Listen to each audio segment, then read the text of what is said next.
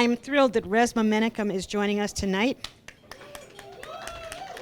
for what promises to be an amazing interactive conversation titled Emerging Already, Sustaining Now, with our faculty members Erin Sharkey and Douglas Kearney. And if, as you noticed in the back, Dion Sims from Black Garnet Books is selling books. Yeah. And where's Tommy? Tommy Franklin from, I'm sorry, I'm having a brain fart. I know the name of of his production company. He is videoing this. So here we are. So Douglas and Erin have already told you a little bit about themselves. And if there's anyone in this room who doesn't know who Resmaa is, I'll have to introduce him, okay? So, Resmaa Menakem is a healer. He's a longtime therapist, a licensed clinical social worker who specializes in the healing of racialized trauma. He's also the founder of the Cultural Somatics Institute, a cultural trauma navigator, and a communal provocateur and coach. He is best known as the author of the New York Times bestseller, My Grandmother's Hands, Racialized Trauma and the Pathway to Mending Our Hearts and Bodies, and as the originator and key advocate of somatic abolitionism, an embodied anti-racist practice of living and culture building. His most recent books are Monsters in Love, Why Your Partner Sometimes Drives You Crazy, and What You Can Do About It. And The Quaking of America, an embodied guide to navigating our nation's upheaval and racial reckoning. So I welcome the three of you and all of you in the room to just have this amazing conversation. So I'll turn the mic over to you guys now. One of the things that I think about a lot when it comes to the question of trauma, as somebody who teaches creative writing a lot, is how, depending upon what mode you feel you write in, how does trauma affect not only content, what is the potential audience's experience with that or expectation? And so like, how many people in here write poetry generally? See, okay, cool. One of the things about poetry that I always find really interesting, of course, is that the reader almost always assumes, unless you do a very specific job of saying that it's in persona, the reader tends to assume it is you who is the I in the poem, right? That's not always true, but that's the assumption a lot of the time. All right, how many people in here write creative nonfiction generally, right? Yeah, okay. So there is oftentimes an expectation in creative nonfiction, especially if you are from what we might call a marginalized, or let's go early 90s, subaltern, like if you are from an identitarian group that has a reduced access to power, one of the things that is expected of your narrative is trauma, right? And so that trauma becomes the thing that the reader is after. Now, sometimes they want to hear your trauma so they can understand their own, right? Which oftentimes feels more like identification and less like a kind of a predatory approach to it, right? But once your work is out in the public, in what many people might not want to call but could call the market, the question becomes is who will be consuming your trauma? How many folks in here generally write fiction? Now you see, people expect, sure, that the characters are not you, but that the experiences are yours.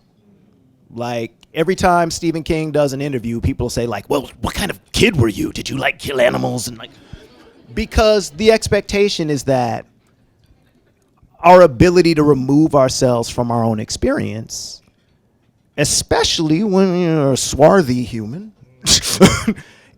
is less. Like we are locked in our experience. And if you're dedicated to your experience, think about the difference between saying you're dedicated or committed versus you're locked or trapped or limited, right? So we have to think about what these terms that are applied to us as writers mean. But trauma is one of those sites where a lot of us will find ourselves encountering. A fiction writer, one of the things I think is really important for fiction writers to pay attention to, of course, is if they do imagine trauma or create traumatic narrative, there is a different relationship to trauma in a fictional narrative than in, say, a memoir. The memoir, it's sort of like, well, you had no choice. This is what happened to you. This is what you wrote. But in fiction, the presentation and reproduction of trauma is not only an emotional and cultural challenge, it's also a craft challenge. How do you write about trauma? So when we're talking about trauma here in this weekend, I just want to make present like that the expectation, right, is oftentimes, sometimes it's predatory. Sometimes it's predatory, right? If you believe in a certain Western concept of narrative, right, we need tension, we need conflict, or else there's no story. So what do we do in service of making things happen in our work? So we're coming here in some ways thinking about how we're going to, talk about our trauma, transform our trauma, like heal, right? But I think it's just always important for us to keep track of the fact as writers that our relationship to trauma, if you write something, you're going to be reading that a whole lot. You're going to read that a whole lot. If what you want to do is publish it and it gets published and it's in a book, like that short essay that kept you up for 3 weeks, that's now your #1 hit. No bullshit.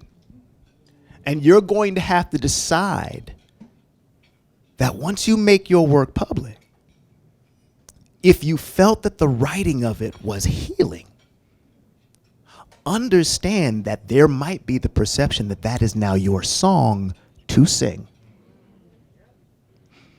So you have to understand how to live with and stay with some kind of safety around the things that you write, because they're going to stay with you. So that's just a little thing to start to think about. I'm going to pass it to you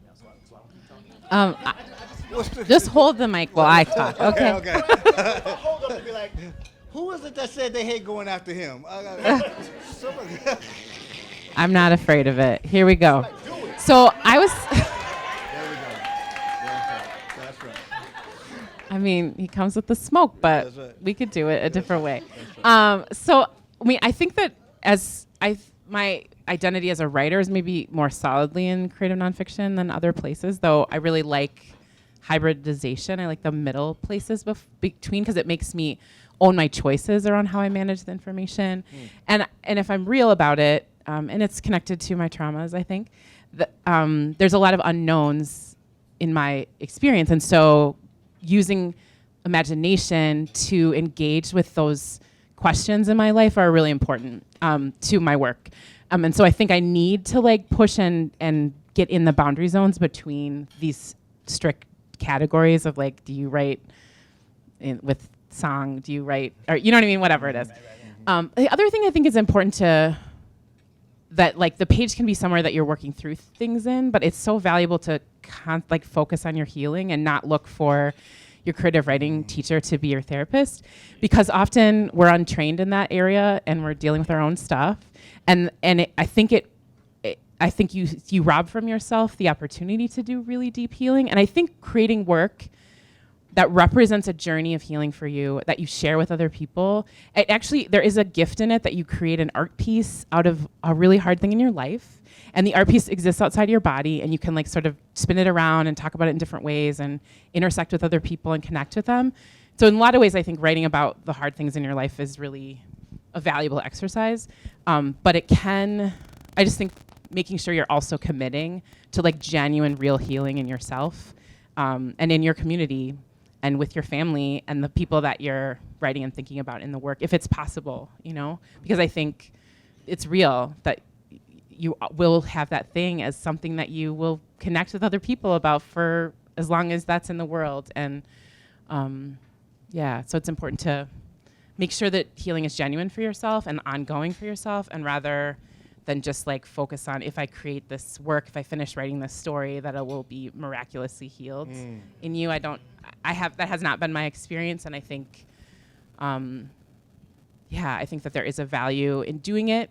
For me, there has been a value in writing about it, but only because it's paired with other focused healing. Yeah.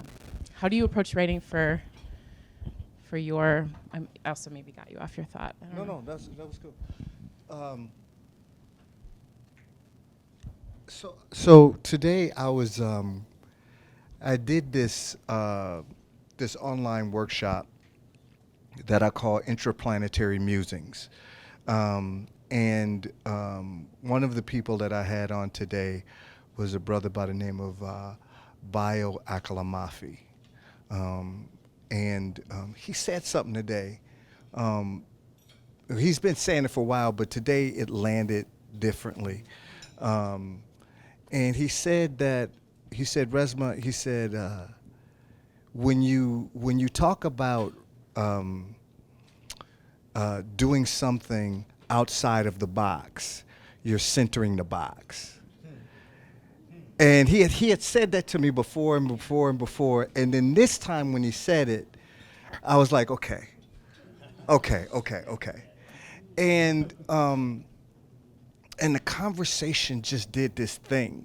And I think about the way that I write. I don't, even though I write about, trauma, I'm a therapist, all of that different type of stuff. If you read my books, I don't start there. Right? Most of my books don't start there. If you read my books really are, you hear my books. Like when you're reading my books, you hear, it's like I'm talking. And the reason why that is because that's the way that I write. The way that I write, I can't write by sitting down in front of something, right? Because when I've tried to do that, I'm going to be James Baldwin and just, do this thing, and it comes out mechanical. It comes out really mechanical. So what I do is I talk into a recorder, and then I send it to a transcriptionist. She writes it up, sends it back, and then I edit it. So that's why my books sound like that. And that was the only way I could get it to sound like something, right? As opposed to writing like something. I don't think I could get it in that direction. And so for me, I'm always, the way that I move is represented in my books. So the way that I move is by resource first. Right? Like what is present that I can moor myself in, and then what are the bends and kinks? I think what's interesting for me is what the bends and the kinks and the things that almost break me and the things that have broken me, the things that I grieve over. I think in my books, those kinks and stuff is what helps me continue to keep talking. Do you see what I'm saying? Yeah. There's a really interesting quality for me around like the kind of fugitive piece. Like, and when I mean fugitive, I mean that is outside of, in particular, this structure. Like Bayo said something else. He said that the white supremacist structure needs prosthetics. And the first prosthetic was the black body. Yeah. It's an exoskeleton. Right? Yeah. It's like Iron Man suit. And that prosthetic has to be, can be itemized and tracked. Right. Right? Yeah. And for me, my work, the writing of my work is really about, like when he said that, like just like everybody, like there's like a constriction. I'm interested in those constrictions as kind of like a fugitive.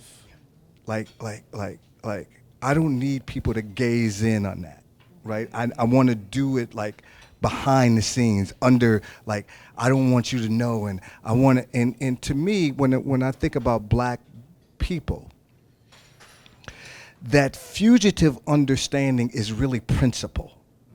You know what I mean? It's not just emulating fugitive, like, narrative. It really is a principle by how you do the work. It really, and as you engage in that, things begin to emerge that are even more resourced and even more have the power to transform and change.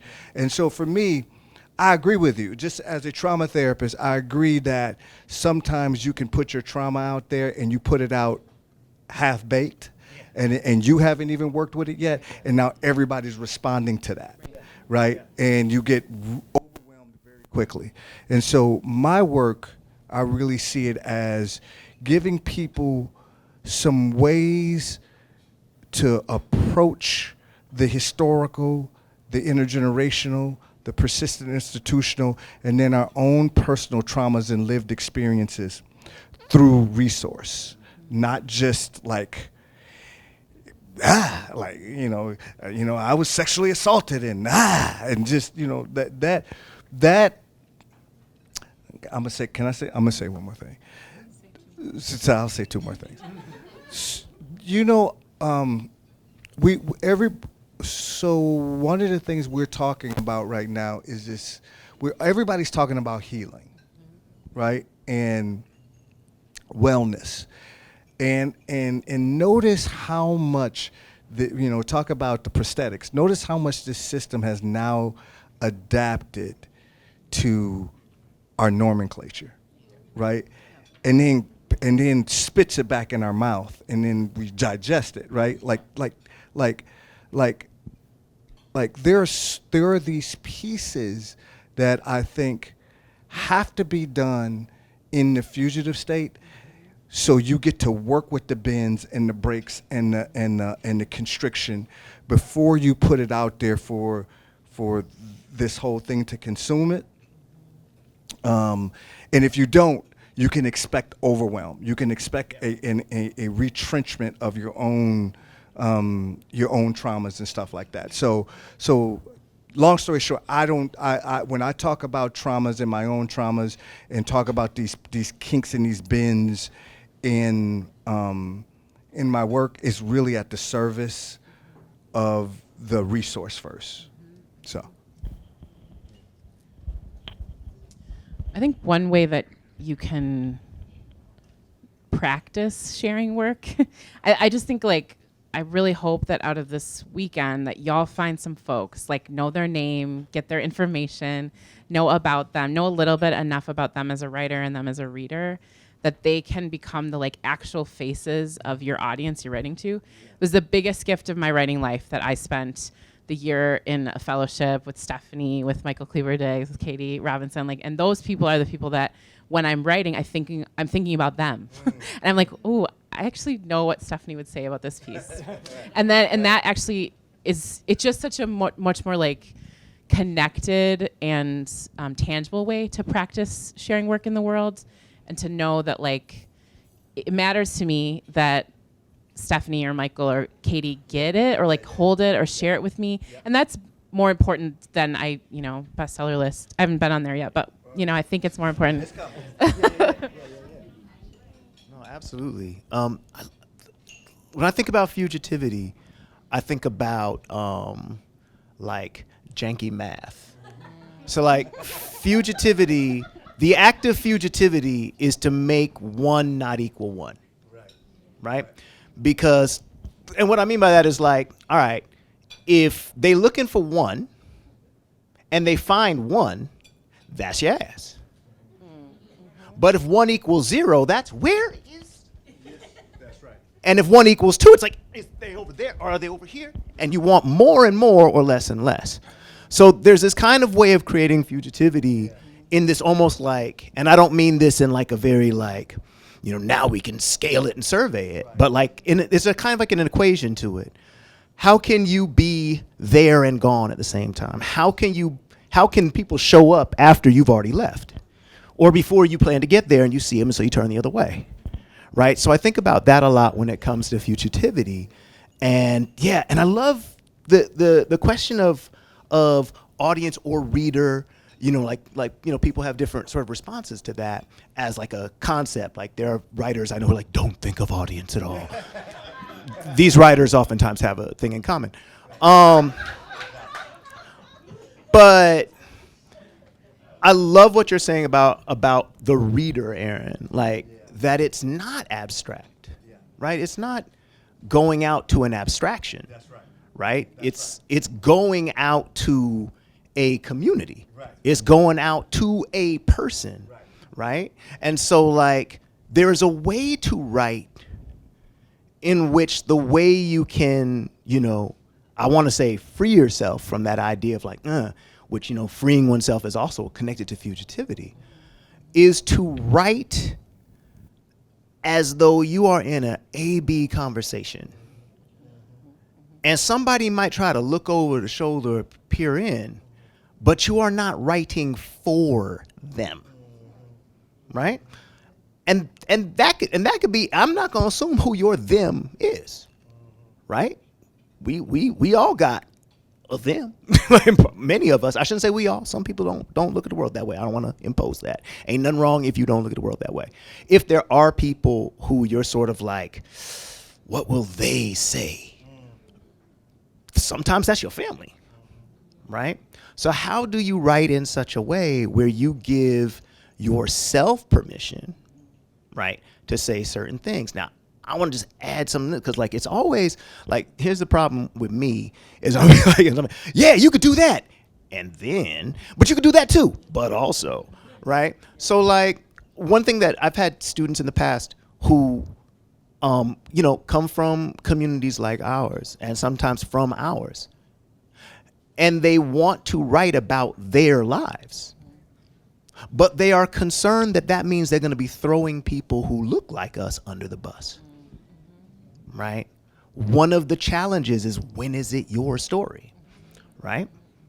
How are you being silenced by the very people who don't want you to say this truth?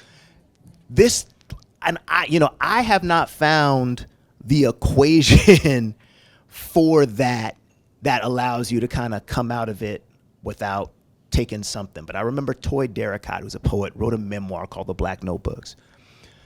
And this was about trauma that she experienced at the hand of family members, and she was writing, because her poetry was oftentimes referencing that. So The Black Notebook talks about how family members responded to that work. And I had a chance to interview Toy Derricott actually for the Lofts magazine back in like 2000. And what she said during that interview has always stuck with me. And she says this about the poem, but I'm going to say this for any genre, right? She says, when your hand trembles above the keyboard, if that's where you write, that's the poem. That's when you're about to write that poem. Now I say that to you, and we had that feel that, but she wrote a book about how when she wrote that poem, her family, like her family changed their relationship to her, right? So there are stakes, right? And that's why I appreciate so much about, what you're saying about like, are you square with yourself, right? And also, there is what one might call a poetics, not just poems, of refusal. Which is, as I've seen this happen in some memoirs, where people come to that moment that's supposed to be like the trauma money shot, and they're like, yeah, no. Yeah, we're not going to do that. And they pivot. And what does it mean to read that and be like, what does it mean to suddenly feel like your plate got taken from you? What were you trying to dine on, right? So think about this as readers as well as writers, right? Think about this as this kind of conversation, and conversation takes it back to, what you were saying about your readers. Like what is the conversation that happens sort of outside of the writing in question, but like maybe in the living in question? One thing I was thinking when you were talking about that is that I have found value in identifying who's not my reader, as much as who is my reader. And there's a person that I think about who I love very dearly and is a very talented writer and has been really generous in looking at my work. And she often doesn't get it. And that actually that's actually what I need to know.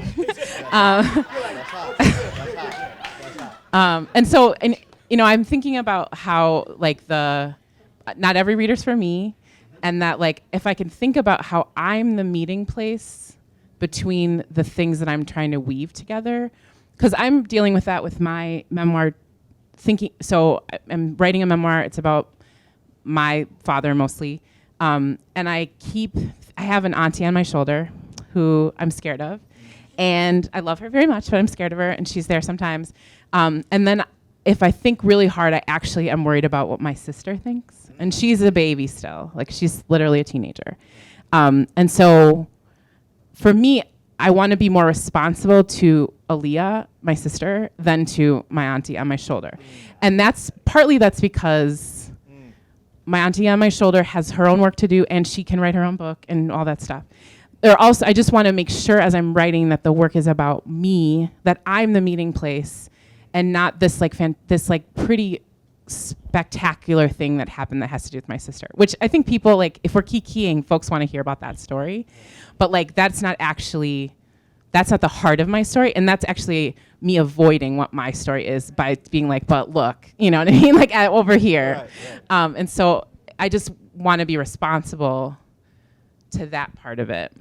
And I don't know that has anything to do with my identified not reader, but I do think that it's okay to just acknowledge that you can get valuable feedback from someone who isn't going to actually change the materiality of what you're writing, but the feedback's valuable. And that way it helps me not feel shattered when she's I don't get it, or I don't understand the magic of this thing. That's okay. Right. Actually, that's the right information. Right. But it leaves me open to feedback, because it could be, I know that I'm the one that's making choices, and that I want to be responsible to my choices, and that good writing is about good choices. And so I can take in any feedback that comes to me. I can take in feedback that's it's not hitting, or I don't get it, or what's this thing, or whatever. And I can use that as information that informs my decisions about how do I bring my dealing with that to the page, or do I just, decide that that's not my work, or whatever. You know what I mean? I keep coming back to something you said a few moments ago, where you said, I actually know what she would say about this. I keep coming back to that because I think that this is one of the the fugitive trickster pieces for me, is that I think we've been sold an idea that writing is this individual, only individual, you're in a room by yourself, and that you produce something. And I have found, and I will tell you, I have found that my best work happens communally. Not communally okay, what we're gonna write. Right? But what informs me, what moors me, when I sit down and start to begin to do it, I'm always writing 3 books at the same time. I'm doing this, and then something will pop into me, and then I'll go this, and I'll talk to somebody, hey, did you hear about that? And then I'll put that down. I mean, that's just how I do it. But that is a communal thing. That's not me by myself in a room. And I'm not shitting on you if you do it like that. That's not what I'm saying. I'm saying of a lot of the black writers that I interact with and talk to, this communal piece is a and I used to feel shame about that. You couldn't do it by yourself. I couldn't do it by myself. Maybe you need a coach. Maybe I did. Right. But there was a lot of I should be able to just sit down without any interruption and pump out a 300-page book. Right? Right.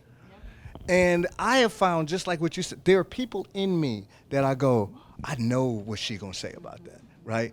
And I'm going to use that because I think what she would say about that needs to find some place in this writing or not. And so what I guess what I want to say to y'all is play with that shit. Like play, like as you start to do this, play with rhythm. Play with intensity, play with texture, play with the like, oh, I ain't gonna do like really, what if I could say anything, really writing is really about playing. That's all it is. It's about playing. It's about going down a dead end and going, I'm at a dead end. I don't even know how I got here. How the fuck did I get to this dead end? And being like, I don't know how to back out of this. And getting pissy about it and walk. I'm, you know what I mean? I'm serious here. Like walking away. I've had books that I started and I've gotten 200 pages in. Like, oh, this shit gonna be another one, right? I got another one, right. And then something says, like, put that like. Walk away from it. Yeah, if I fall in love with my first draft, I'm like, that's not it. Yeah. Nope. Yeah. That is actually not it. Yeah. Nope. Yeah. And if I'm too precious with it That's and I'm right. too sacred around it, Yeah. that piece isn't gonna grow. That's it. a seed that's gonna stay. That's right. A little hard seed. And sometimes you literally have to get up and like walk away from it for a month, a year, like start writing 7 something years. else. 7 years, right? Start writing something else, and have more experiences, like literally, like have a breakup, have a divorce, have a baby, learn how to paint, start getting your feet done, like you know what I mean, like literally have a life, and all of a sudden that thing that you walked away from, you go, oh shit. Right? And it really is about growing, like literally growing up. It ain't just being a writer, and I just want to say this.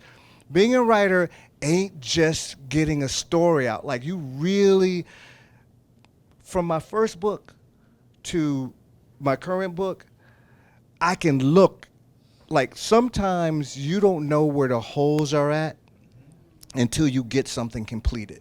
You really don't. Like, there are things that I read in my grandmother's hands now that I go, shit. You know what I mean? Like, shit. If I get a chance to write the 10-year version of this shit, I'm not, right? And there are, and I want to say to y'all, go through that shit. Like go, don't undercut that. That shit, that stuff is so important. And so if I could say anything to y'all, over this weekend, like go through that, like grow up, get mature, be immature, say stupid shit, write stupid shit, like write shit that everybody likes and you don't, write shit that you don't like and everybody likes, like just write, regurgitate, get it, I'm gonna say, copy other people's shit. Like you never hear this, like. If there's somebody that you admire, try and write like them. And let people talk shit about you. Oh, that's just like such and such. And keep writing, like just keep going. If I could say anything, like being like my book hitting New York Times bestseller, and all my books do very well.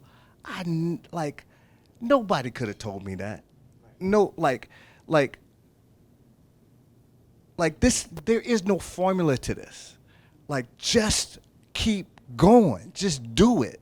And all of a sudden, you will find pieces in yourself that you explore, that the purpose of your writing was to explore those pieces, not to have a bestseller. Yeah. No, that's absolutely. I mean, like, I tell writers sometimes, like, look, think of any athlete you admire. or any entertainer you admire. You don't think they watch? You don't think fucking Michael Jackson watched? He didn't not watch James Brown. Yes. He watched James Brown. Right. Right? Like, Lauryn Hill watched and listened to Nina Simone. That's right. And Robert, like, so, like, why writers like, I don't read, none, I don't want, what?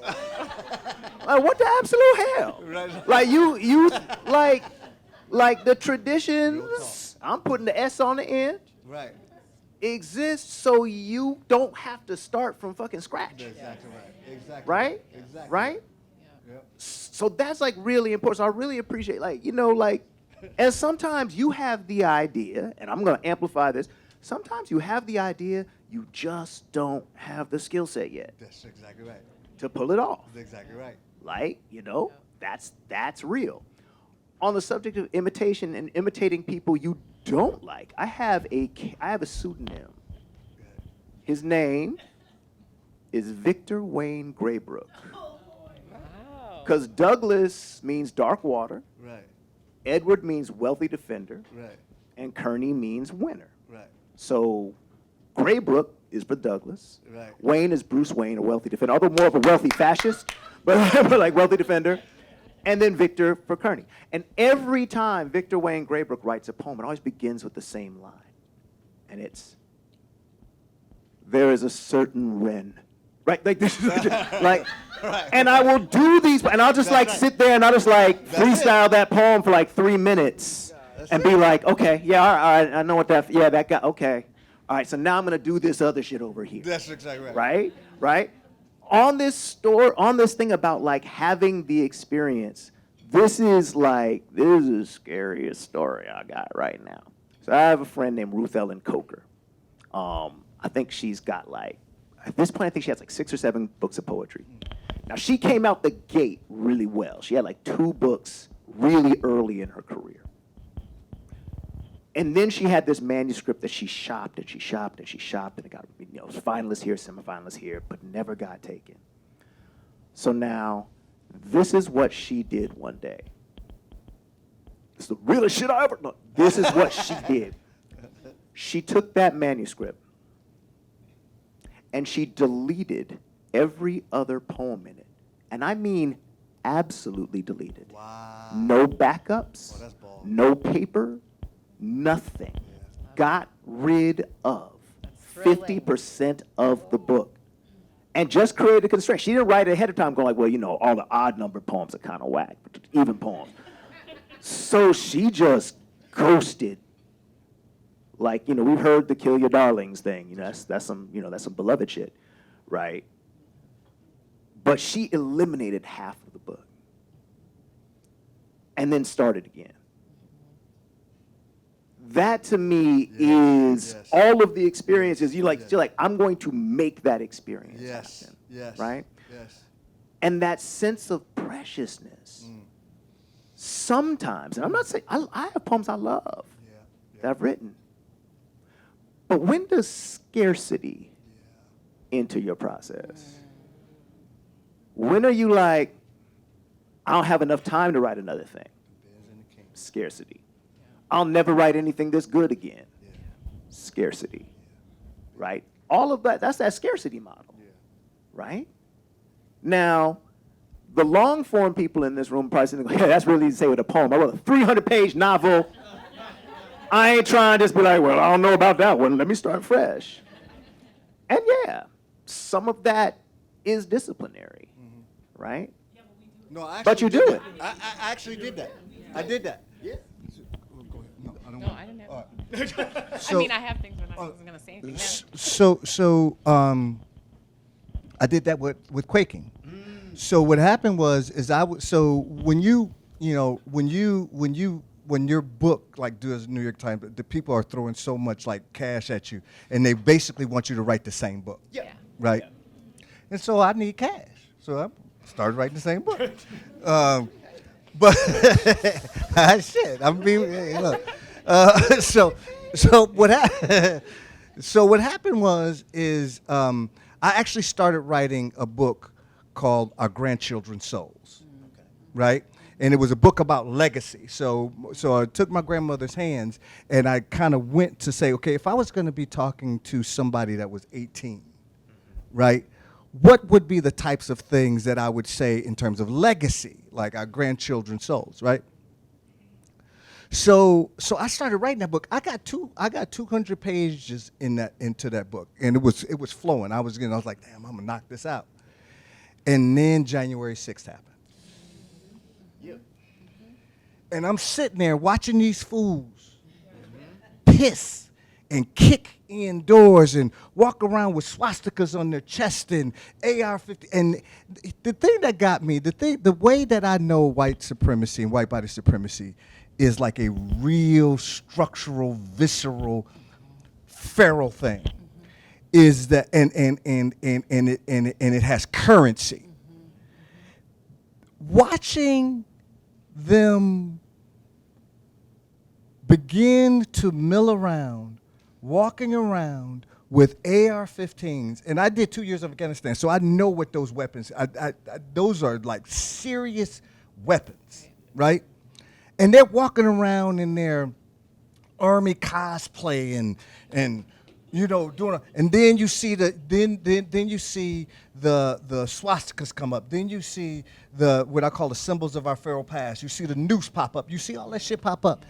And I said, and then when all of them started kicking in the doors and climbing up like Spider-Man upside the damn thing, me and my wife are sitting there watching it, and I go, they're kicking in the doors, beating the shit out of police officers, and not one of these police officers unholstered their fucking weapon. Yep. I mean, just if you don't understand nothing else about white supremacy, they were beating the shit out of police officers, and not one of them unholstered their weapon.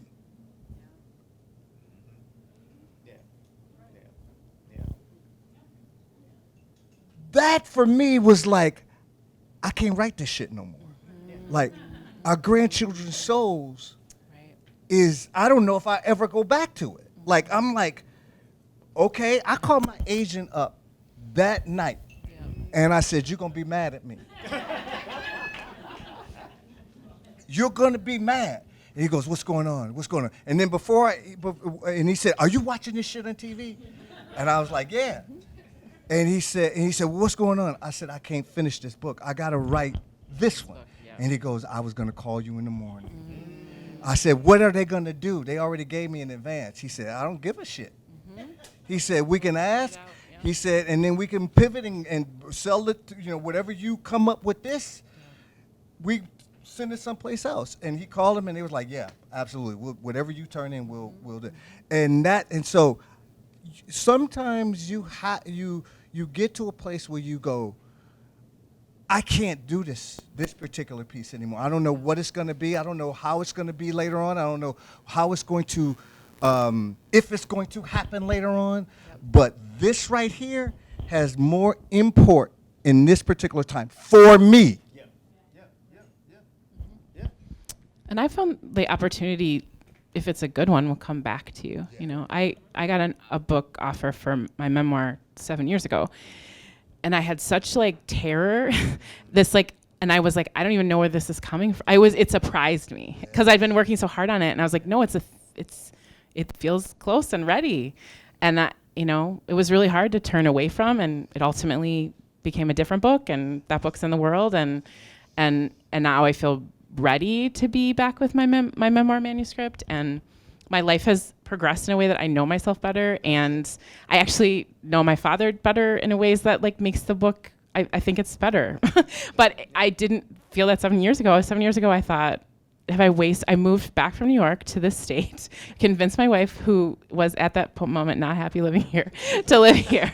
I spent a ton of money on an MFA, and it's not it, but it is finding its way to the world now, and I'm ready for it.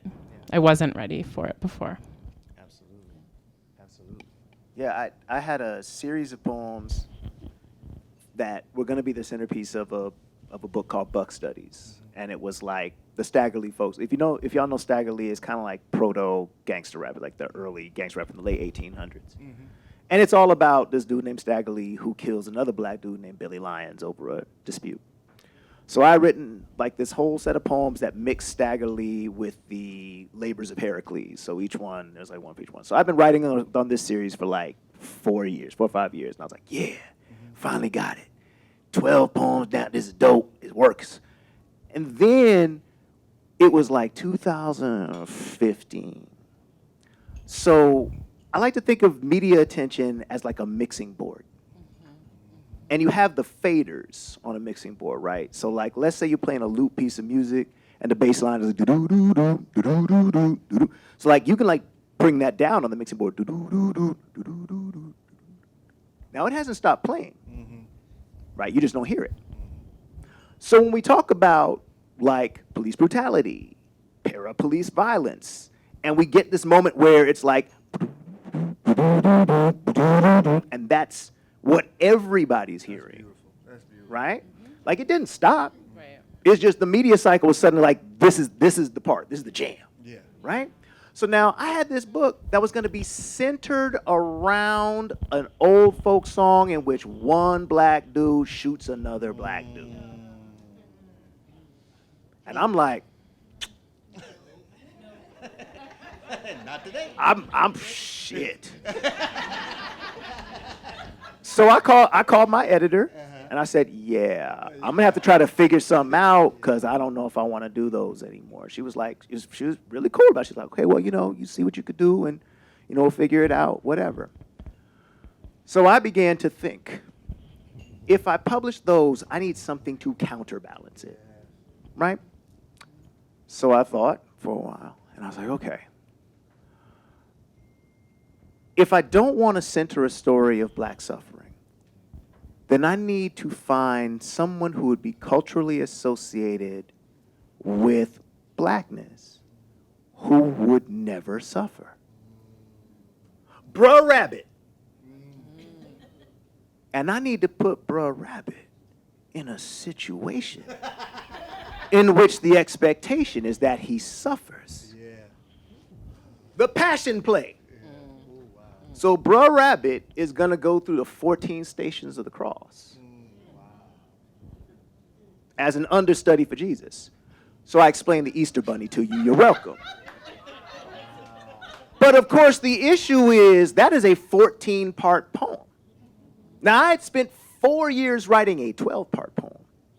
And I was going to have to do this in a year and feel like I had, not just scraped out some scrambly shit. Because if I did, so that is the problem. I'm thinking about this in relationship to what you were saying about like 7 years, there's this thing. And folks, I will tell you, at one point I was like, I need to be able to show that Bruh Rabbit leaves where Jesus is supposed to be and everybody is still going to be acting like there's somebody there. So the Roman soldiers are going to be like still spitting, but it's just going to go into the air and hit them back in the face because there's nobody up there. Veronica is going to hold the rag that was supposed to wipe the brow of Christ. She's going to hold it there forever, waiting for somebody to go there. And I was trying to figure out how to do this. Y'all, at one point I thought, okay, if I learn how to make stained glass windows, I could just have a rabbit-shaped hole in each stained glass window. That would be bomb, right? If I could learn how to become a fine craftsperson of stained glass windows in a year, I could then take photographs of each of those and reproduce them in the thing. That didn't work. At one point, I was like, have y'all ever seen those games where it's like a sentence on a page, but they hide a word in the sentence between so I was like, okay, so I've got to write 14 of these. So I need 14 synonyms for rabbits. And each line, right, is going to be it was drab. Bits of paper. So I grabbed bits hidden in the line. Yo, that's the shit. And these are the ways I was trying to solve this problem that I had turned into a compositional problem, a craft problem, based upon an ethical and spiritual problem. Right? And doing that created a possibility that would have never been there if either I just said, nope, or if I said, hell no, these are dope, put them in there.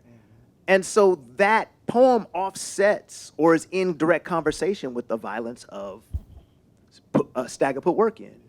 So sometimes the problem that you end up grappling with will demand of you to make something else happen. In this case, what I made happen felt like publishable and I was excited about it. But if I hadn't been able to do that, I just would, that book just would have changed radically because I just wasn't going to do that. And so that kind of demand, that kind of pressure was not being put on me by anybody else. I had done something that I wanted to address. And so sometimes these kinds of challenges, sometimes you're looking for pressure or tension, sometimes that's what you want, sometimes. You can look at your own writing. You don't necessarily have to go find somebody else to battle. Oh yeah, we're gonna switch to Q&As. Can I just say one thing? All right. One of the things I really appreciate about what y'all doing this weekend is putting like writers and artists and other people together, and let me just tell you a little bit about like there's a practical piece to y'all beginning to learn how to do this collaborative piece. There's a practical piece, and then there is a piece around just how your soul gets fed by going through this. And I believe this community actually has a leg up with trying to do this work, this collaborative, this communal work, right? I think this is literally the wave of the future for our people, right? And so one of the things that I do with every one of my books is that every one of my books either has an album that comes with it, it has an art piece that comes with it, it has some type of art installation or something that I do that comes with it. And the reason that I do that, so I may write something, or while I'm writing, I may talk to some musicians. While I'm writing, I may say, hey, what do you think? Read this. Can I do a workshop? Can I come in and talk to y'all about it? I did some things at Public Function, so, you know, I want y'all to tell me what would be your take on it and stuff like that. The reason why I think that's important for you, or important for me, is that number one, it helps me build that communal glue with other people, right? So now I've been doing this for like 7, 8, 9, 10 years. So now when I call one of the musicians and say, hell yeah, dog, what you doing? What you got? We got something coming. And now we're doing this thing. Now I don't have to say a lot of the shit that I used to say, because now we've developed this kind of language with each other. The reason why I'm saying this to y'all is, so I practically, when I write books, I do a split, right? So with my publisher, I do like a 30-70 split. So they get 70, right? I get 30, which is really good, right? I mean, I've really like for anybody in here that's worked with, that's a good ass split, right? But I took, at the beginning, before my books took off, they would give me the small publisher I'm with would give me a small advance, and I just bet on myself. I said, okay, I get more. Give me 30 at the end, and you know, and then when it hit, you know, it's cool. So now they can't go back. They can't like, well, we got to go back to 15%. Oh shit! Every book now is 30%, right? So the reason why I'm telling you this is that when I do a collaborative or do some work with other artists, if we do something together and I say, okay, I want this for the book and I'll pay you this or I'll pay you this, but here's what I want to do and here's what I want to do, I get to negotiate with other artists what that split is. I don't have to negotiate with a publisher. I get to negotiate with another person, right? So what I do now is I use my books as a hub for hoodies, a hub for music, a hub for art pieces, a hub for posters. So I use the writing as a hub to make more money on others. I actually make more money now on my other pieces than I make out the gate on my writing. Do y'all understand what I mean? So what I'm telling you is this idea of collaborating with other artists literally can help you stay afloat while you're doing, or help you like my hoodies. I got a hoodie that actually I make money off of, but it's attributable to the writing. Do you understand what I mean? So I want to say to y'all, this idea of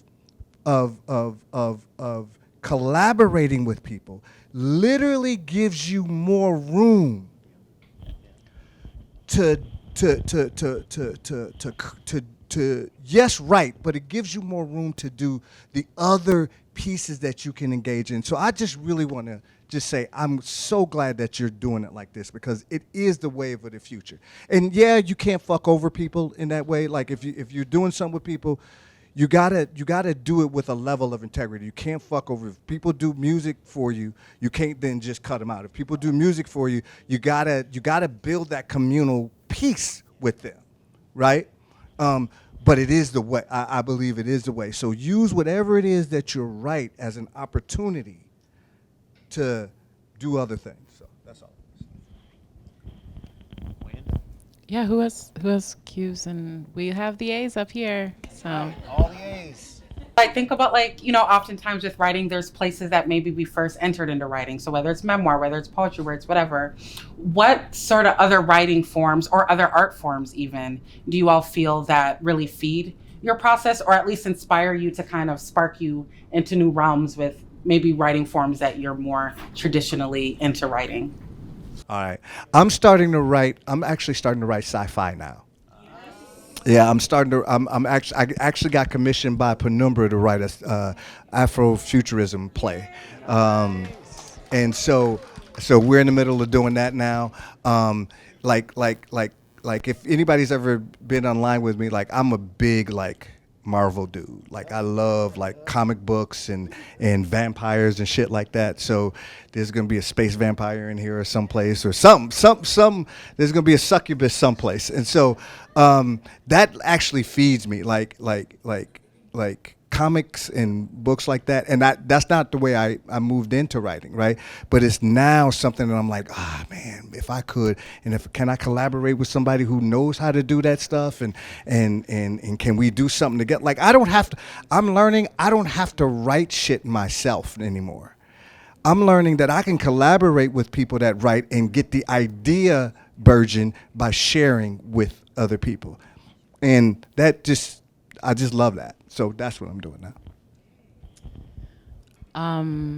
I am terrified of writing long form fiction, so I just started a YA novel, and I I've been toying with this idea for a while, but I just got to spend a couple days in the archives in Buffalo when I was there, learning more about the Pan American Expo, which I'm fascinated with. It's a World's Fair, 1901, and it had a full-scale replica slave plantation that people could visit and tour, and get their little bale of cotton, little handful of cotton, and watch a minstrel show with a cakewalk in it. Anyway, so I've been dreaming about a time travel urban farm to fake farm that's a play. Anyway, I'm excited about it, and so I'm leaning into the things I really like, and you know this about me, that I could get stuck in research forever, and I love the archive, and I love getting elbows deep in old stuff. And so I'm using that as my comfort zone, and then leaning into what I know about. Yeah, I've written short form fiction, and I can do it, and so I'm just braving it.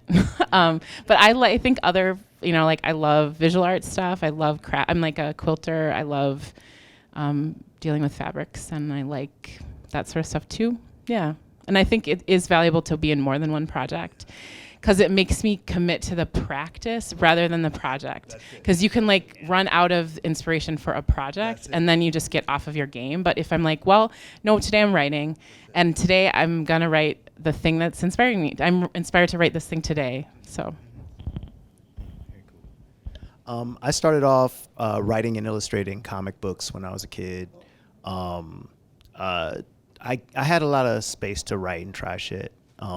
Like I wrote a a science fiction Christian Christmas musical while I was 12 that my church performed, which was cool. That was my first copyrighted thing. My mother sent it to the Library of Congress. I was like, yo, 12? I started off writing short fiction after that, but I was writing precisely the kinds of shit that I hated reading in high school. Like I just, like, I'm not saying cause and effect. I have ADHD, so like sometimes I have very good pattern recognition, but like when I'm reading, it's very hard for me. Everybody presents the ADHD differently, but it's very hard for me to kind of keep track of shit. And so like when a writer would spend like 3 pages talking about like a closet, I'd be like, ah.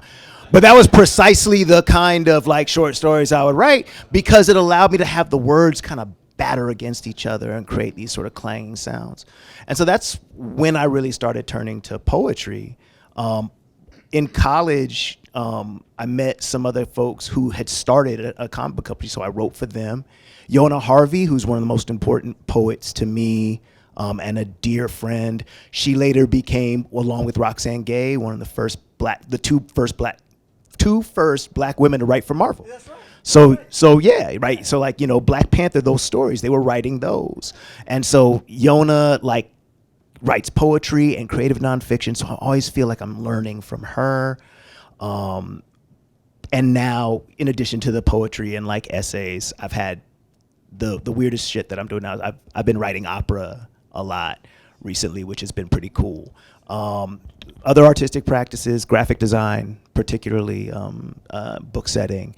And then there's a couple of folks in here who have allowed me to do improvisational music with them in performance environments. I'm currently writing a play about someone's life, and you have a memoir. I just want to know, what kind of questions do you ask dramaturgically when you are like delving into a piece that has to be like well researched in that way? I like to exhaust myself with questions, like ask as many questions as I possibly can, and like questions that feel stupid or questions that feel like obvious. So I would say just like overwhelm yourself with questions. And I think that part of the challenge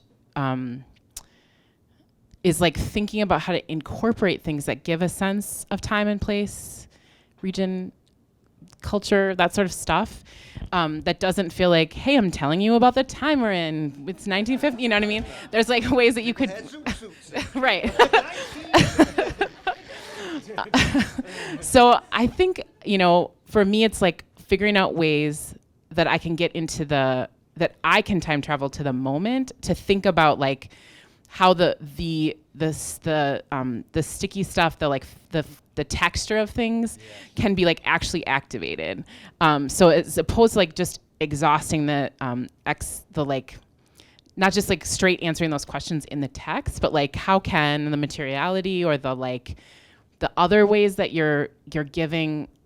And theater is so interesting, right? Because you're writing something with a vision, knowing that other folks will interpret and they will put other things on top of it.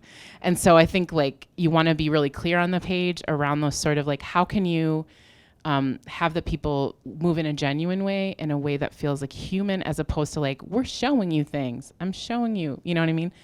And I think get so in the details, like get so dumb about the research that you have little things that like give impact, and maybe things that like might confuse the viewer, that they might be like, oh, what?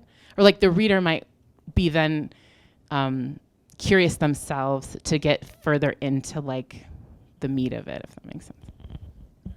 I'm a very visual person. Like the things that I'm working on right now, I'm literally having artists say stuff, and I have them draw it up, and look at, and then I find details in their drawing, and that's how that helps me write, right? So what Sibling is saying about get stupid into the details, like even like, and then because when you get stupid into the details, you find patternings that nobody else is seeing.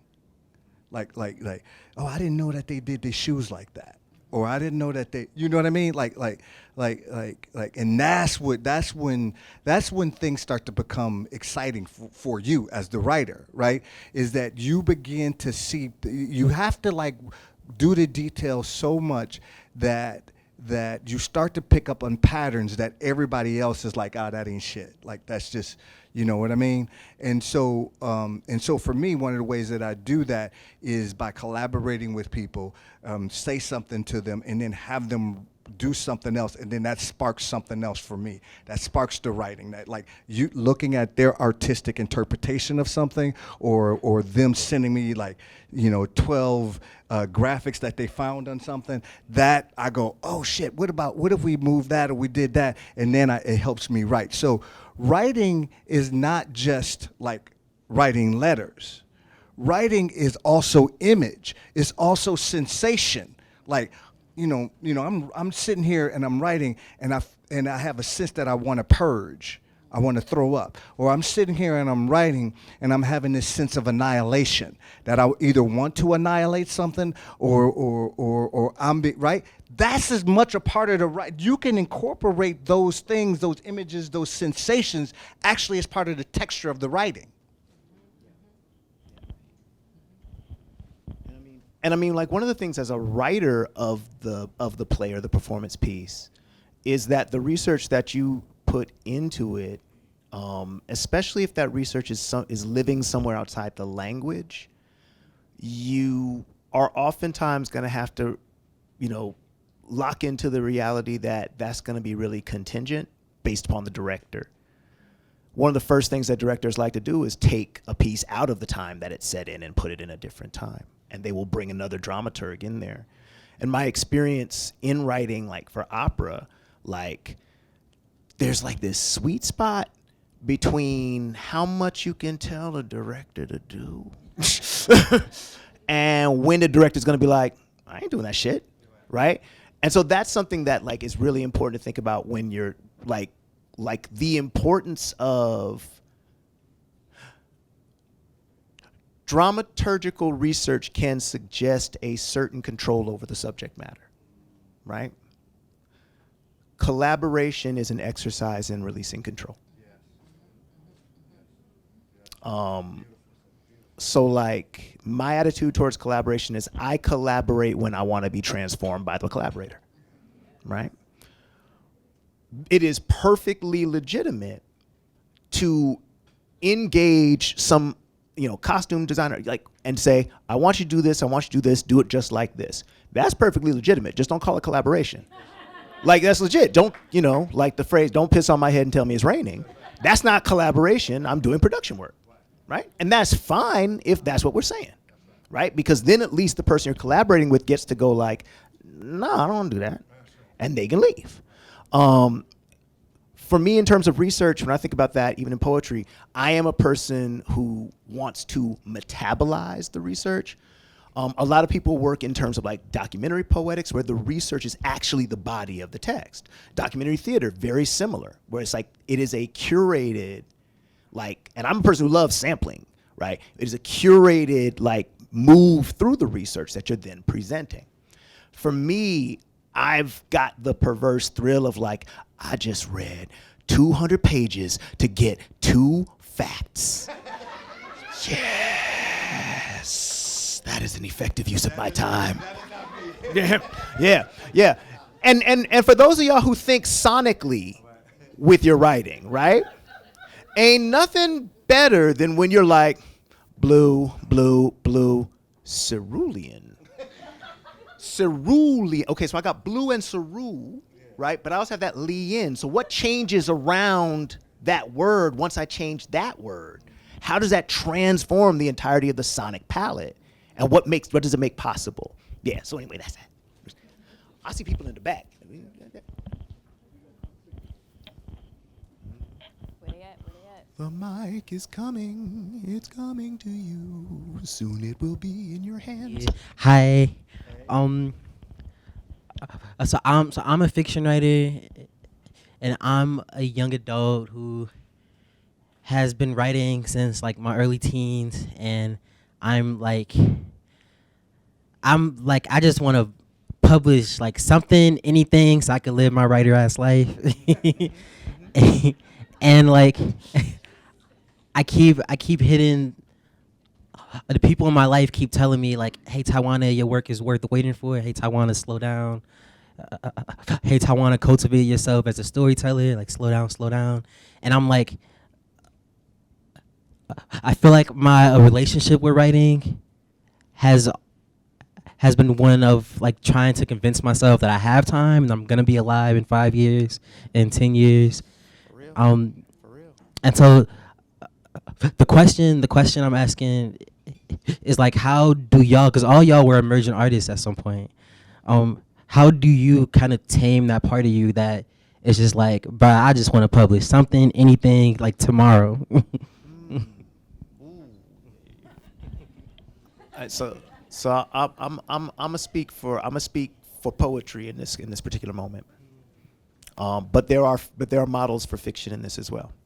So the average independent poetry journal is gonna print and have a circulation between 500 and say 1,000 copies. That just means they print them. That doesn't mean 500 to 1,000 people read them, right? How many of y'all got Instagram? How many followers do you have on Instagram? So the question, publishing is just making your work public, right? And in some ways, if you're just talking about making your work public, we're at a moment in history where it is easier to be published than it has ever been in the history of the world, like literally, right?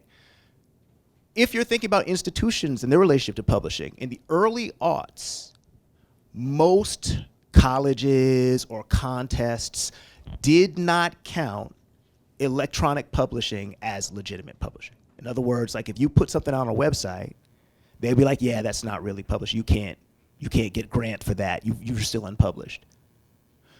In 15 years later, almost every single journal, from the New Yorker to to Grantland to Poetry, all have a website. I remember when I went to a Barnes and Noble in like 2008. So we talking like, this is like top 40, right? However you feel about it. And I went to the poetry section and they had all these face out books, like all the books faced out, because that means they're taking much more marketing space because you see the whole cover. And I'm like, oh, okay, let me see. Oh, this is nice. They got I don't see any of the people I recognize. That was the beginning of the Instagram poet phase. And I'm not saying that with any shade. I'm straight up not saying that. I'm not even saying like, well, maybe it'll be a gateway drug to real No, I'm not saying any of that shit. These are people who are like, yeah, I got 500,000 followers, so I'm going to get my book, my poems read by 500,000 people. If you are a fiction writer, a model you might want to consider from like, and like quick and dirty, because I believe that like Serial, Serial, publish a chapter, make that available. Publish the next chapter, maybe a month later or a week later, however long. Build your readership and you can be read, and publishing is a risky business. They want to publish people. One of the reasons why people who do really well get that next deal is because they know people will buy that book because they bought the first one. And that's what the terror of I have to reproduce this thing is all about. That's what that terror is, right? Because it's like, was it my writing or was it just this? So if you create a space in which you can make your work public, right? That can work for you in these ways. There are some people, and there is no shade. I'm like, get in where you should be able to get the shit the way you want to get it. There are some people who are like, I've always wanted to be signed by Def Jam. Now I know I could just go full indie, but I want Def Jam on my shit. And if that is your ambition, first First, own your ambitions. Be honest with yourself about your ambitions. If you want to go fucking platinum, don't be like, nah, it's all good. You know, I was going to like this little thing over here. No, you want to go platinum. Try to go fucking platinum.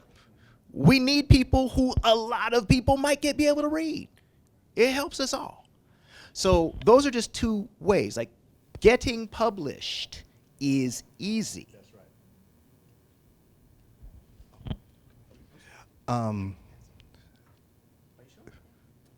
You want? Okay.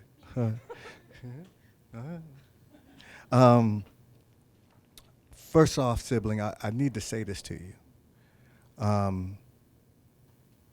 You have time. You have time. This urgency is not a defect in you. It is a part of the structure. Okay? You have time.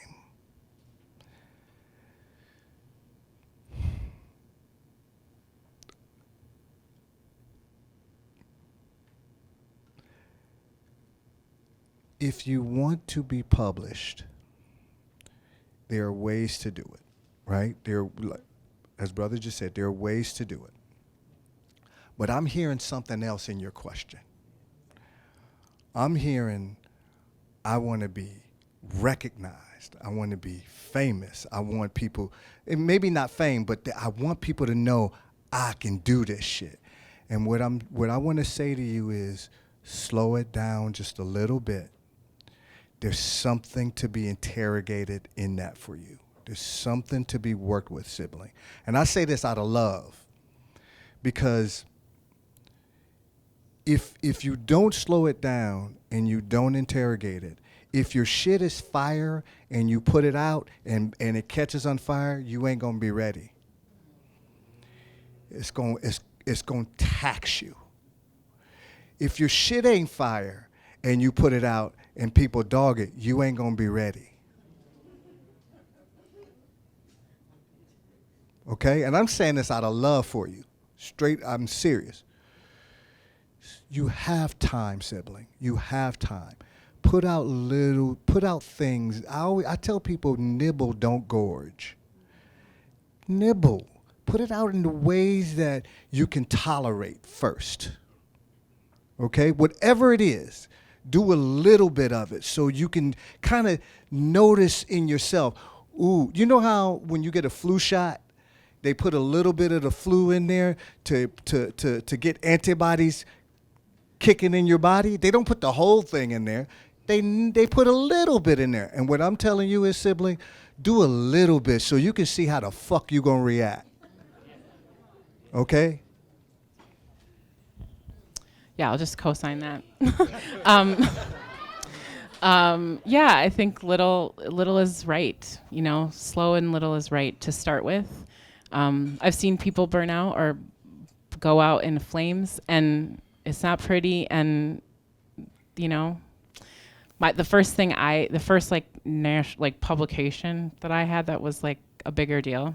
I did get published when I was like 12 because I wrote a poem that was great. But but my first like real like I'm a grown-up writer publication, I don't know, I feel a little cringy about it, just a little bit, and a little bit like I wish I had a better community to work it with, and I think it's like 2 revisions from great, you know, and it just was like an opportunity. I was like, cool, this is it, and you know, it helped me for sure, and I didn't die, like, and no one even ever said it's not hitting, but I know it's not hitting. If I look back at it, it's not hitting.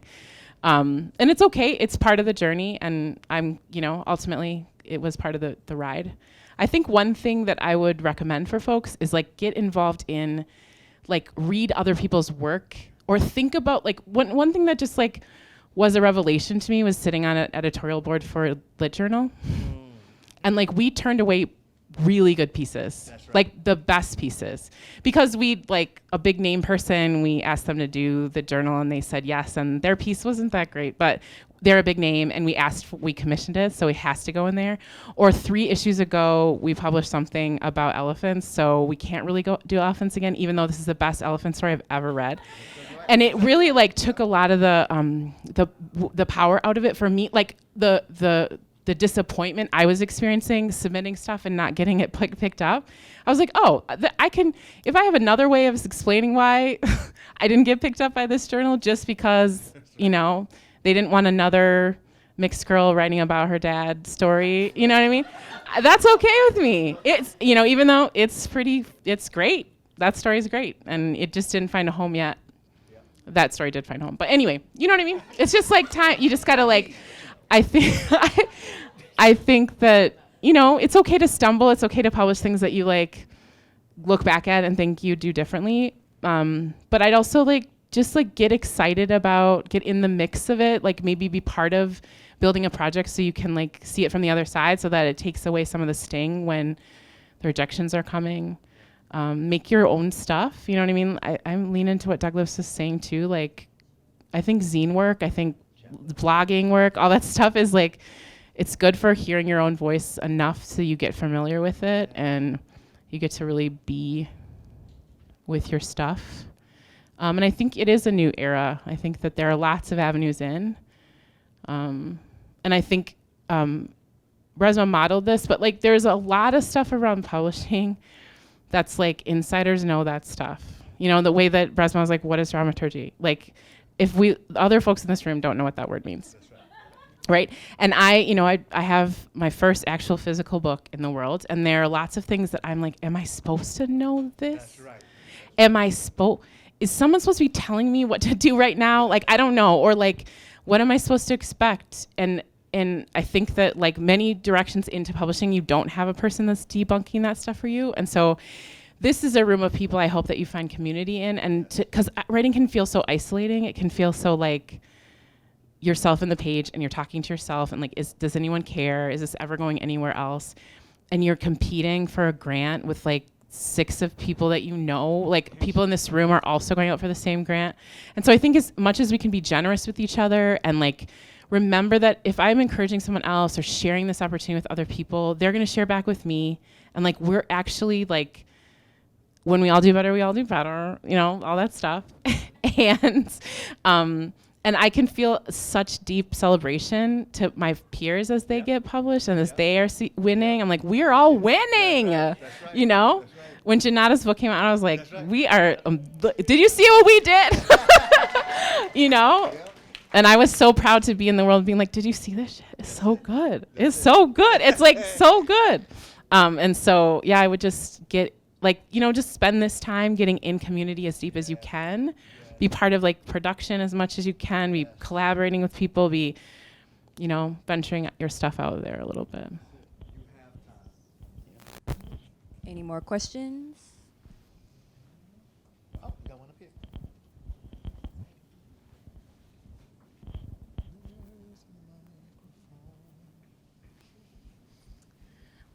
First, I want to say thank you all. This is great. All of your insight. So I just have a question. My writing trajectory started with academic writing, and I realized what you said. My journal publications were getting 5,000 reads, and then my Instagram stuff was getting hundreds of thousands to millions of views, right? But quickly then came the kind of scary comments and like finding videos on forums and things like that. Like, I was wondering if any of you, I'm sure, have experienced like negative public backlash with your writing, and if so, how do you navigate that and kind of not let it like squash you in your journey? So this is why I was saying to sibling, you have time. Like, slow it down.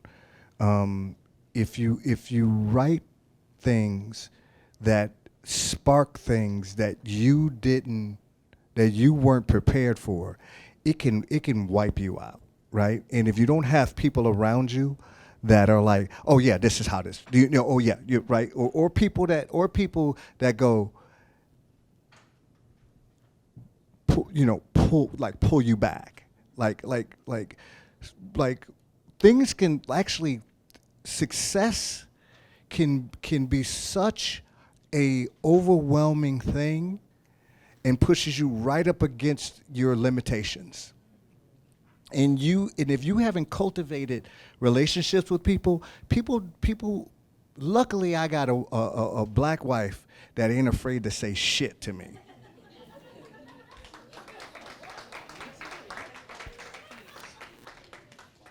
And say it in the rudest fucking way possible. Okay? And I hate it. But it's such a jarring thing that it helps me pause. So I got my guy over here, Joey. The reason why Joey's here is that's my security.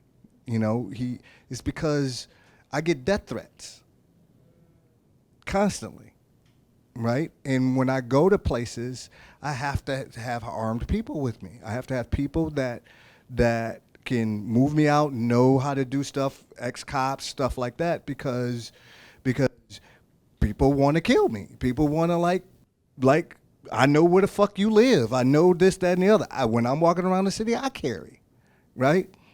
And I'm prepared for that though. I knew that when my grandmother, damn well when Quaking came out that's what was going to happen, and so I prepped my family for it. You know what I mean?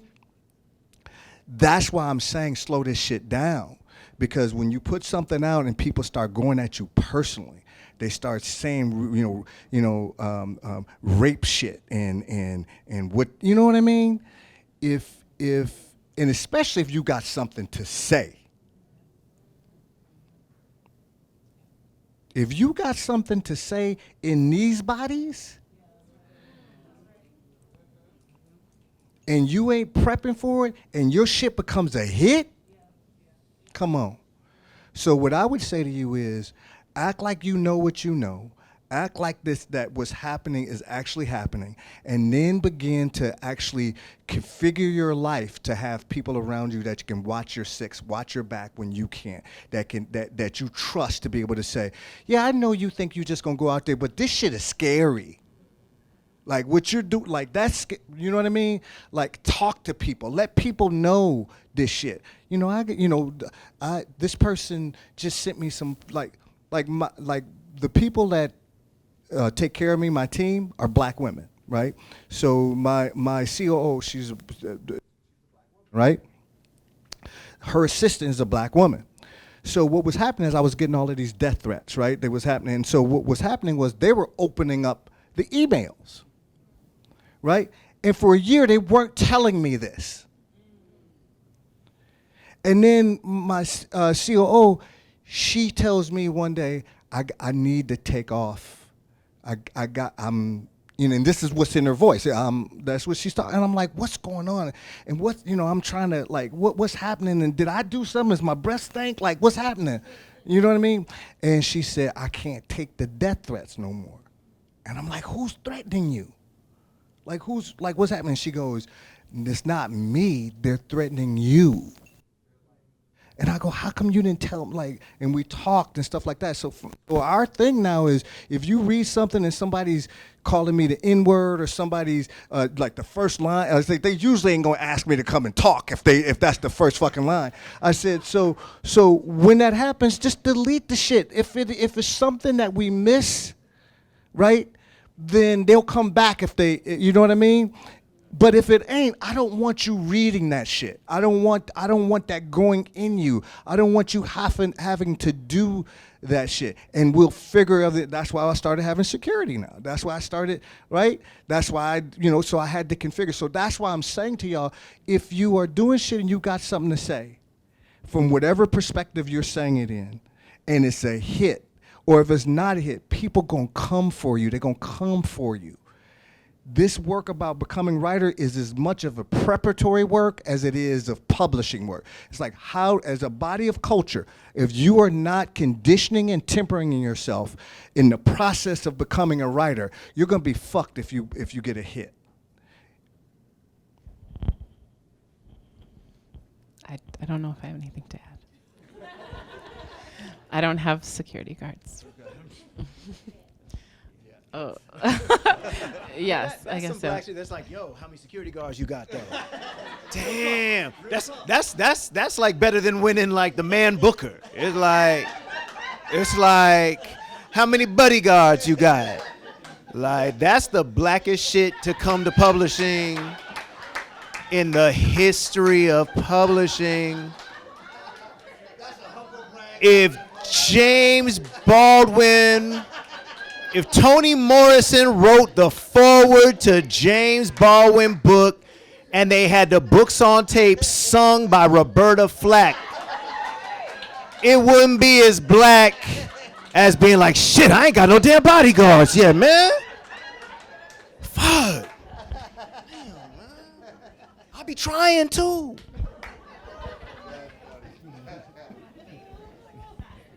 In thinking about memoir, how much energy do you put into caring about the people that may be affected, impacted, angry, embarrassed, jailed? Real talk. Yeah, I think that's a publishing question more than a writing question. In reality, like, if my writing, if the like my the flow, if the like, I don't know what the word is, if the tube that I'm writing through says I need to talk, if it's like I'm plagued by the same idea, or like you have to write the thing. You know what I mean? And putting it on a piece of paper does not mean you're promising to share it with the world. And sometimes you need to write it out and look at it on a piece of paper, put it in a drawer for a couple weeks, come back to it. And then, there's lots of ways to write stuff, right? And I think that part of it is like, if you can get playful with it, if you can just get use your innovation brain to think about a lot of different ways to get to material, you know what I mean? Because I think, but I think one of the first steps is just write it. Because it's blocking the things that are coming behind it. That's right. And I know I can just get in I don't know, I don't want to, and over and over again, and I'm trying to move it out of the way so I can squeeze something around it. You just got to write it out. You just have to actually get it on paper. And sometimes the urge to publish that thing goes away. Right. Or sometimes the urge to share it peters out, and that's okay, because the thing behind it is also a thing, and there's momentum behind them, and there's energy behind it. But I'd say don't stop yourself from writing it. It's valuable when it's out of your body. You can look at it as an object outside of you, and that's a valuable exercise regardless. And then there are lots of ways to get at the material that's hard like that. And part of it is reminding yourself that you are the meeting point of this information. The most critical part of memoir writing is you. So making sure you're writing about yourself. And there's lots of, fantastical things in my life, and there's great stories in my family. And I think there are probably really responsible ways to write those stories that keep me at the center, keep me as the primary person, to make sure that I'm thinking about, that I'm actually writing about how it's changed me, right, rather than check out this thing, this scandalous thing that happened. So I would say first step is write it. Write the scariest thing you can possibly think. Write it. Even if you want to burn it or you're going to flush it down the toilet, write it, because it will free up something else behind it that you really want to write about. And sometimes you're writing and you get up against yourself and figure out that you need to stop writing and get in some therapy. Seriously. There are pieces in my grandmother's hands. And the other thing, a good publisher, somebody who's reading your stuff, if you have a good relationship with them, there are pieces that I wrote about my dad in my grandmother's hands that when somebody else read it, it wasn't what I thought. Right? And my publisher said, "Did you mean this?" And I was like, "No." And it was like, "Well, that's the way that's how it's moving," right? And I realized at that point that there was some shit that I needed to work through. That I needed to do some therapy. I'm a therapist and I do therapy, right? And that I can't agree more. Sometimes you just got to get that shit out because it is bottlenecking other things. You get it out and you find out there's some pieces that I really need to fucking work with. And there's that's why I talk about writing as emergence. It's not just publishing. It is if you think writing is just publishing, like how do I publish something? That's not right, at least for me. That's not writing. That writing is you grow, you find places, you find the bends, you find the kinks, you find the resource, that's what writing is. And you find yourself in places that you go, I didn't even know that was a thing, that was a thing for me. And sometimes when that happens, you got to stop. All right, I'm sorry. Quick question. If you could go back in time to your teenage self, what would you tell yourself is the best form of writing, and what is the realization that you found out from that, and why? I feel like what I would tell my teenage self is that like the categories don't really matter. I mean, like the categories don't really matter. And that if you're focused on the category, it gets in the way sometimes of the writing.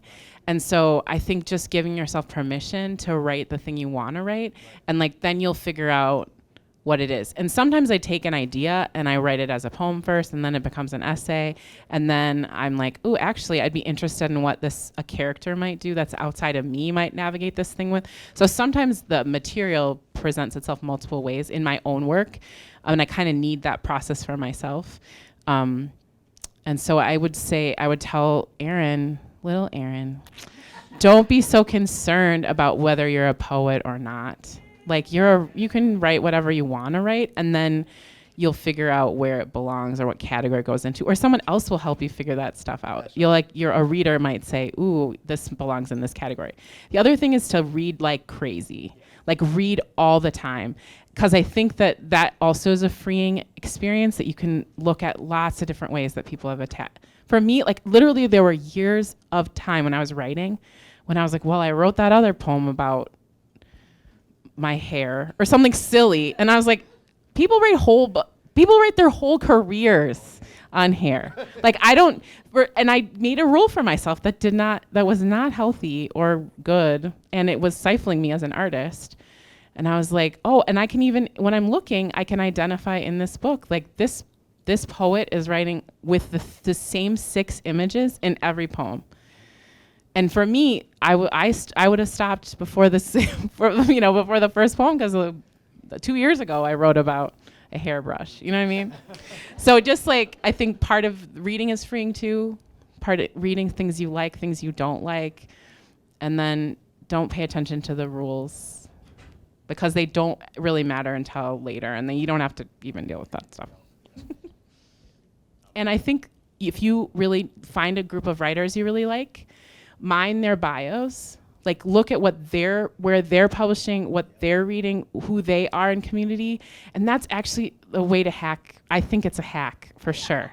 Is like, okay, I am obsessed with this writer. I'm gonna look up what they did and do similar things to them, and like, and then I can see like where I might belong in the huge universe of writers. And there are places you all will belong. You just have to find like where your little corner is, and the other folks that are in that corner, and like use them as templates and inspiration. You don't have to invent something new. I mean, you are yourself unique, and so you're bringing something new to it. But yeah, that's what I'd say. Hi, this is for all 3 of you. Is there one thing as a Black writer that you were like, yay, I'm so glad I did this, and one thing you're like, why did I do this? I read Harriet Mullen's work. Yay. Harriet Mullen. Yeah, and her work is just so damn dope. There are 3 of her books that are collected in a collection called Recyclopedia. That's the shit. That's my Bible. And the thing that I I'm glad I did it because it taught me some shit. Was believing that my job as a writer was to have answers to all of the world's problems at the age of 25. Because that shit basically was like, it was the equivalent to saying like, drugs are bad. Stop! $5, please. Like, that's kind of the level that my solution finding was at. And what that did was it created a barrier between me and other human beings. And it was also a lie, because there's shit I'm addicted to. So like just being like, yeah, glad, like, yeah, don't. Got it. Don't.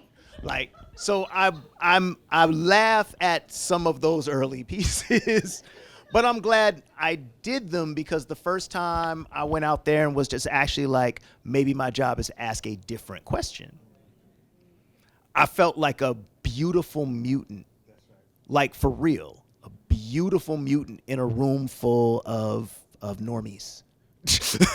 And I was just sort of like, oh shit, this actually feels like something, as opposed to just don't.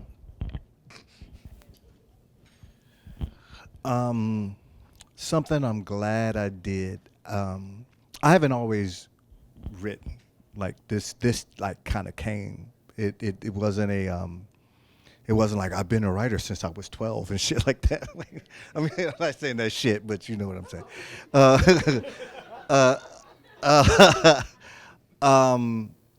And the first time somebody said you should write something, the thing that I'm glad I did is I rejected it, and then because I got through high school by the skin of my teeth.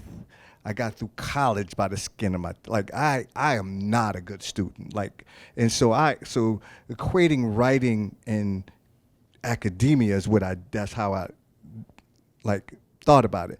And so when I got done, I was like, I'm not going back. I'm never going back to school. So when somebody mentioned to me, you should write something, I rejected it at first, and it gnawed on me. It just gnawed. So that's why so the thing that I think I did is I allowed it to gnaw on me without trying to get rid of it, and eventually I wrote something, and the person that I wrote it. They asked me to write something, said write something and then send it to me, and I'll look at it. And so I wrote it. So it took me like probably about 6 months, and I finally got it. And I wrote it and I sent it to them. And when they got it, about 2 days later, I got an email saying, "What the fuck is this?" I was hot. I was hot. And I didn't even answer like the email. I was hot. I picked up the phone. I called him and I said, "Did you just send me an email?" And he said, "Yeah." I was like, "What the fuck was like? Did you write something?" And I said, "Yeah." I said, "I told your ass that I couldn't write, and I went off and like he said, "Oh no." He said, "I didn't mean it like that. That's not. I didn't mean like what the fuck is this. I meant like this doesn't sound like you, like that." And that's how I started writing by recording, right? And so. So I'm glad I did that. Something that I'm glad that I didn't do. Or what was the question? I wish I wouldn't have did that.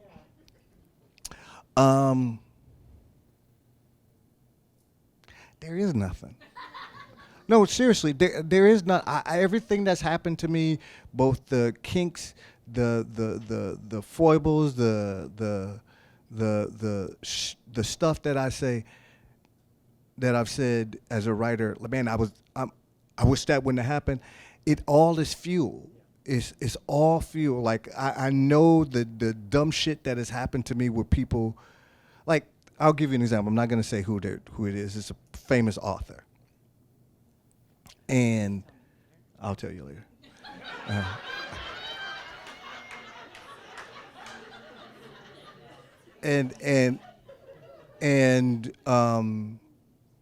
He invited me, like if my book, like a lot of these writers on trauma and shit like that, most of these people are, a lot of them, the heavyweights, are white men. They're all white men, right? They never once considered racial trauma as a thing. Yeah, why would it be? Slavery's over, right? So when my grandmother's hands, like before it took off, there was like that nice little book over there, right? That nice, that's right. But when it took off and it started like, people had to pay attention to it, and then I get on and I'm cussing like a fucking drunken sailor and saying the things that I'm saying and talking about white body supremacy and all that different type of stuff. So now I'm starting to get invitations to the little club, right? And shit had got so overwhelming for me so fast because I wasn't speaking to them, right? And and then they tried to gurify me and do all this different type of shit. And so one of the things that happened, I got invited to this person who's big in the field. They asked me to come, and I'm hustling. I'm seeing money that I've never seen before, so I'm trying to, make sure my family's good and take care of them, right? And then I'm getting the death threats at the same time. So this dude invited me to the thing. This dude invited me, but my team was trying to protect me. So they said, well, tell me what you need, and we'll get it for you. We're not just going to give you access to Resmaa like that. You just can't, because you are who you are. You just can't call and da-da-da. And so he kept doing that, and he kept doing that, and my team, they dogs, Zanaba be like, I don't give a fuck, like that. So make a long story short, we finally did it. I go in, I get online, I'm talking, I'm saying, talking the way that I need to talk. I really don't care, and after it's done, we get on. He said, and so we get on, we get done. I think I talked for 90 minutes. We get done. We come back, and he was like, "Man, this is really, how did you come up with this stuff? And this is really enlightening. And I've done some research on something. It had nothing to do with what the fuck I'm talking about, right? I've done some research on, and so he said, I'd really like to have you more involved with other things that we're doing. And I'm listening and stuff like that. And I'm a polite dude. And so then he goes. But would you mind a little feedback? And I'm like, here we go. And this was, man. No, I didn't. That's the regret. Yeah, that's it. So he said, I said, yeah, like that. And he goes, sometimes your team really should let you off your leash. That's what this motherfucker said. Because there are opportunities. Other people are busy too, and there are other. And I stopped, and I was like, and I go, and I'm sitting there like, oh shit, like, do I go back to Milwaukee? Like, do I what? Like, this motherfucker, did he just say this?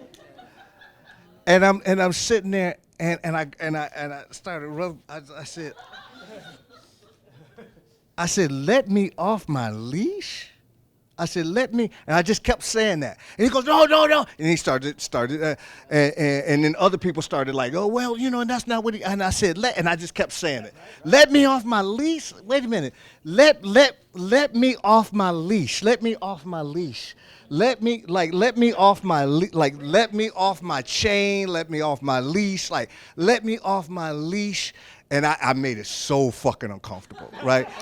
And I kept saying it. And then finally I said, let me tell you something. I say, all the other people that you're saying are busy and they made time for you and stuff like that, any of them getting death threats about the shit that they writing? And he said, no, I didn't know. I said, exactly. Take this, and then I used one of my daddy's things. I said, take the shit you don't know about me and you can put it in a thimble.